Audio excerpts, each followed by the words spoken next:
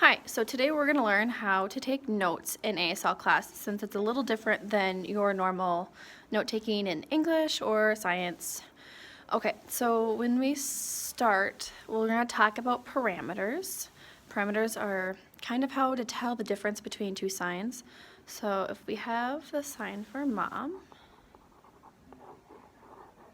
we'll do palm orientation, location, hand shape, movement, and then sometimes we will talk about non-manual markers. I'll discuss this more later in the school year. So palm orientation, mom, or palm is if you're right-handed.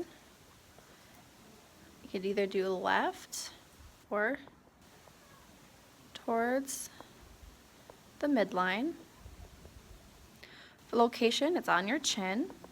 Hand shape, it's a 5. I always do little asterisks or quotes above that. Movement, you can either do a stay or a non-movement, but I typically double bounce it. Neither are right or wrong, they both are good.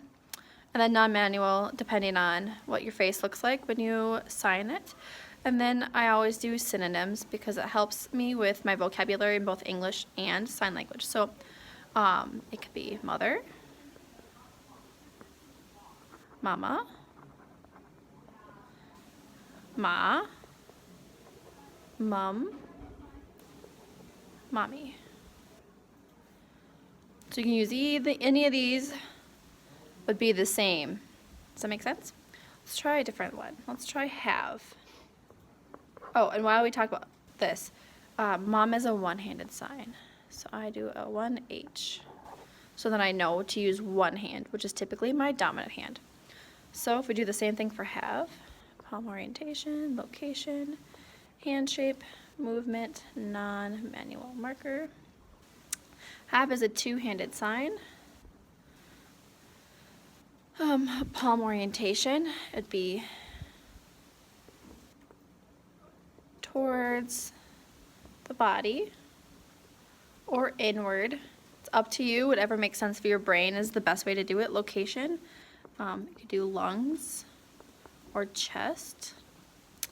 Hand shape, this is a B, it's a open, bent B.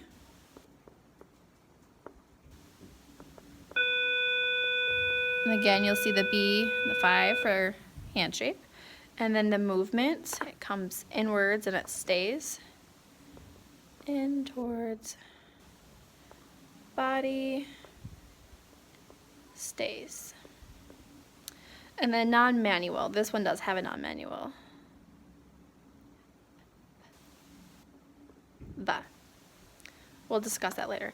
So this is how I typically take my notes when I see signs out there, or if I see a word and then I do this with it, which makes it easier for me. Another way I take notes, so if I'm like at a conference or something and there's a sign language interpreter, I do see and heard. So if someone says mom, you'll see mom, but if you see mom, you could also have heard mommy if it's a student or a child talking about their mom, or ma. And so having that back and forth is very helpful because it helps develop your vocabulary both in English and sign language, which is really helpful. And that is it. So you can use this way if this is helpful for you. If it's not, just keep trying to find ways that work best for you. Synonyms are super helpful, so your best bet is to take down signs, and then if you don't know what the sign is, just put down the word. Then I would check either ASL Pro or Signing Savvy. Those are both reliable. And then do the parameters this way. So this is how mine looks like. And I will be bringing in a notebook that I've used when I was in interpreter training program to show you guys what that looks like too sometime this week. So if you have any questions, just let me know. Otherwise, there you go. Have a great day.